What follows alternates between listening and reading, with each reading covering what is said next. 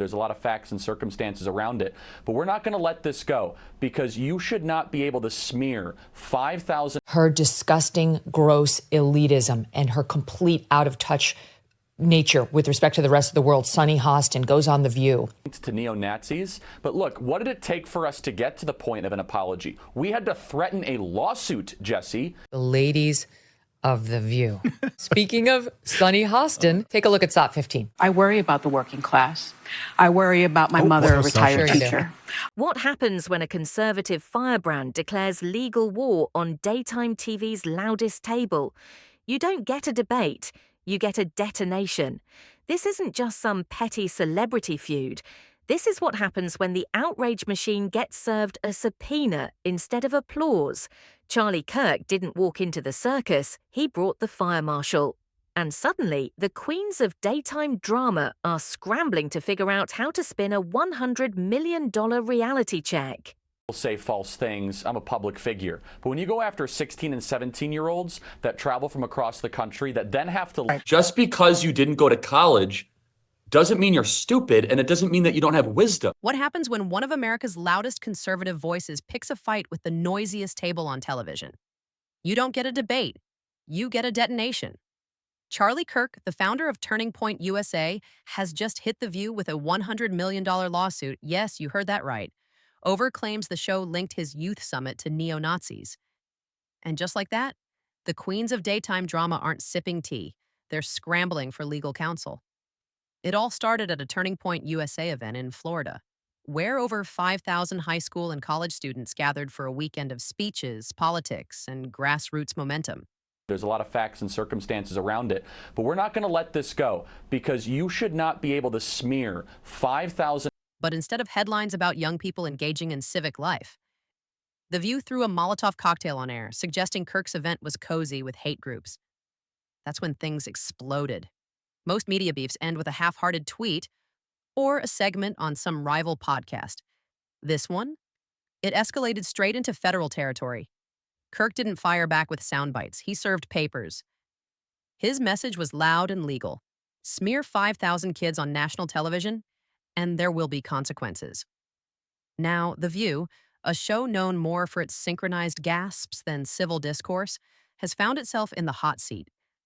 Kirk's legal play isn't about the cash. It's a line drawn in the sand, a challenge to the daytime machine that's made a business out of outrage, mockery, and drive-by defamation. He's not canceling anyone. He's demanding a reckoning, and that's just the beginning. Charlie Kirk didn't just hit The View with a lawsuit, he flipped the power dynamic of daytime TV on its head. For years, the show has acted like a moral compass, spinning daily outrage into ratings gold. But Kirk didn't come to play defense. He turned the cameras around, dragged the hosts out from behind the safety of applause, and made them answer a question they've never had to face. What if someone actually fought back? This wasn't about bruised egos or political tit-for-tat. It was a calculated strike against an entire media ecosystem that confuses volume with virtue. Kirk saw an opening and aimed straight for the soft underbelly of The View, the part that's gotten too comfortable mistaking studio bias for truth. A panel that thrives on scripted indignation suddenly found itself on the receiving end of real, unscripted accountability.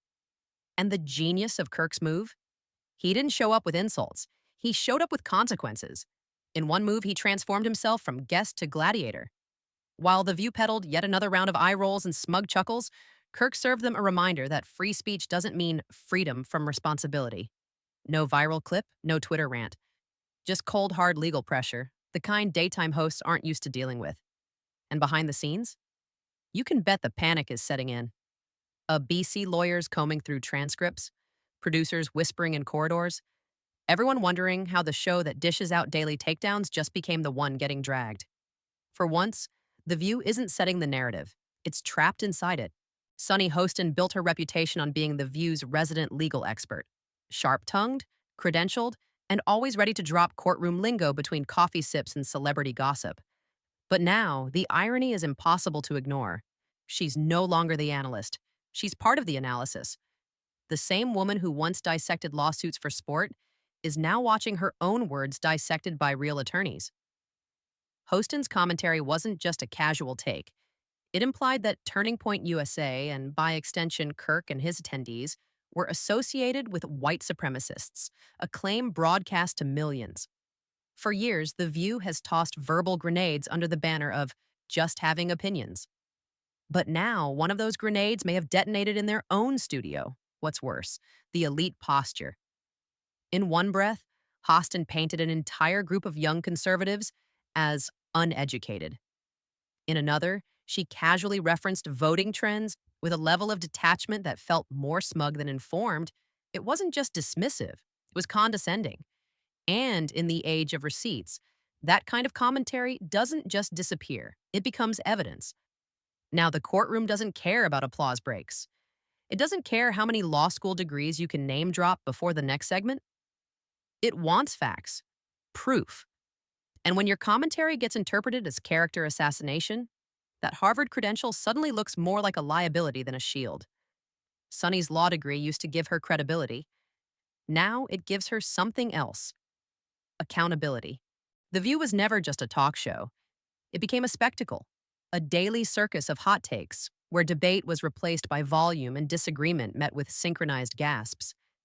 But now, the show that turned politics into punchlines is discovering the cost of turning real people into caricatures. This isn't about one bad segment.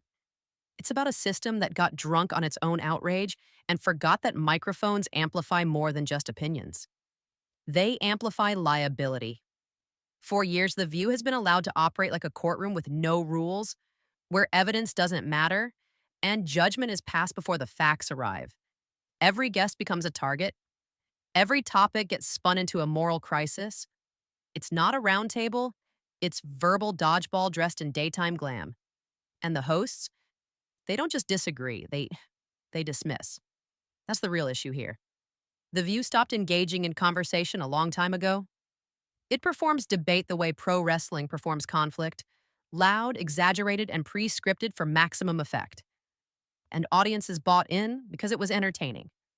But now the theater is colliding with reality, and suddenly those scripted jabs are being measured for damage.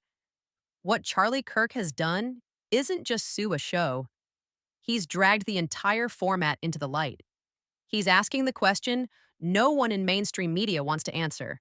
When does opinion stop being harmless commentary and start becoming defamation dressed in designer outfits?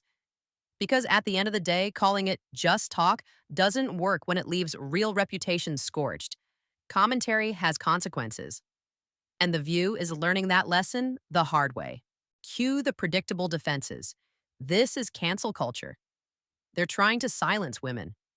It's just a show. But none of those sticks. This isn't about censorship. It's about accountability. The View has spent years lobbing grenades from the safety of a studio set, mistaking studio applause for public consent. Now someone finally tossed a grenade back. And suddenly they're crying foul. The truth is, this isn't a takedown of free speech. It's a demand for responsible speech. When you have a platform that reaches millions, every word has weight. And for too long, The View treated that platform like a stage for moral cosplay, cloaking gossip in self-righteousness and cloaking defamation as hot takes. But opinions don't come with immunity.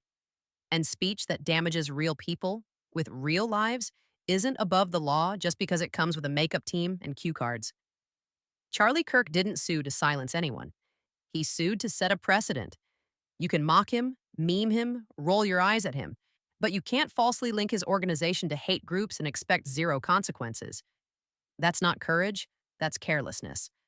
The show's defenders will try to frame this as a dangerous slope, that anyone could be sued for anything they say on air. But the real danger is letting a show with that much influence throw reputational bombs and pretend it's just a difference of opinion. This isn't about canceling The View, it's about confronting the idea that outrage should always get the last word. In a world where platforms can destroy reputations in minutes, maybe it's time those platforms finally face some real pressure themselves, not from hashtags, but from courtrooms. Inside the walls of ABC, the mood has shifted from smug to scrambled. Producers who once thrived on chaos are now trying to outrun it. The same network that championed bold opinions is now buried in legal memos and risk assessments. Gone are the carefree brainstorming sessions about the next viral moment. Now it's all about damage control. Behind the scenes, lawyers are combing through old transcripts like forensic experts, searching for words that could be used as evidence. Executives are holding emergency meetings trying to figure out how to spin the next episode without creating another courtroom exhibit. And as for the hosts, they're still perched on their signature velvet thrones, but with noticeably tighter smiles, suddenly aware that the cameras might not be the only things watching. The studio, once a safe haven for unscripted jabs and unfiltered opinions, now feels like a minefield. Every take, every sentence, every sarcastic side-eye is being weighed against potential fallout. The illusion of invincibility? Gone. Replaced with a growing awareness that the show might have finally flown too close to the sun. Even the audience can feel it, that quiet tension under the surface. The usual bravado, dimmed, the classic interruptions and rolling eyes, a bit more forced. For the first time in a long time, The View isn't setting the news cycle. It's caught in one. And ABC's top brass knows the stakes are higher than a temporary ratings bump. This isn't about viewer backlash. It's about legal exposure. The question now isn't what The View will say next. It's whether they'll even be allowed to say it without it turning into evidence. This lawsuit isn't just about Charlie Kirk or The View.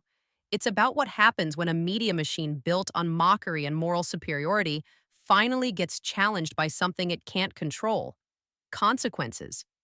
For years, the formula was simple. Throw shade, spark outrage, clip it for TikTok, and move on before anyone asks too many questions. But now the game has changed. The script has flipped. And the people once seen as targets are walking into courtrooms, not studios.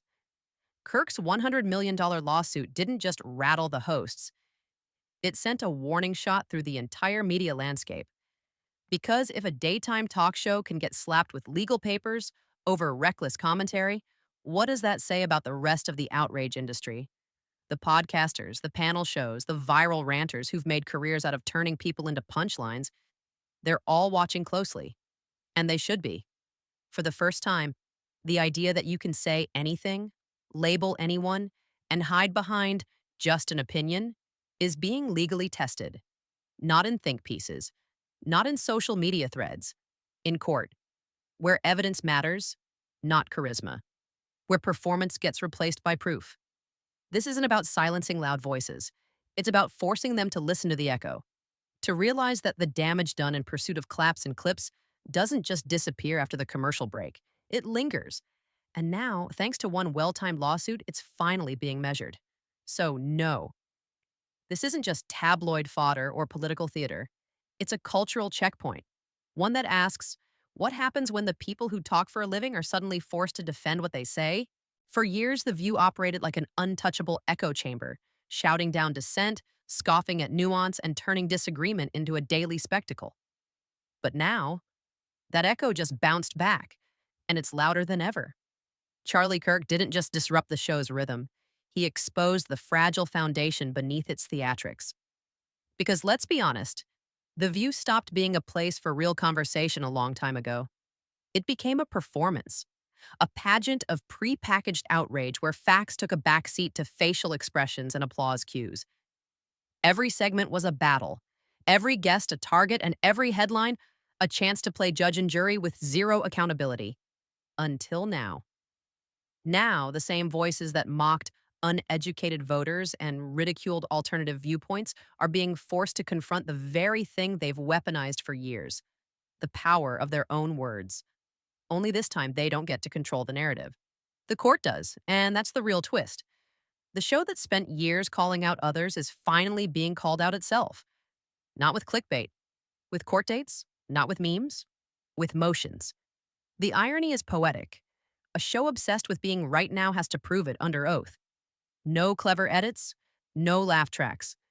Just truth, under pressure. This isn't the end of The View, but it may be the end of its free pass. And for media culture that's gotten way too comfortable confusing volume for value, that's a seismic shift.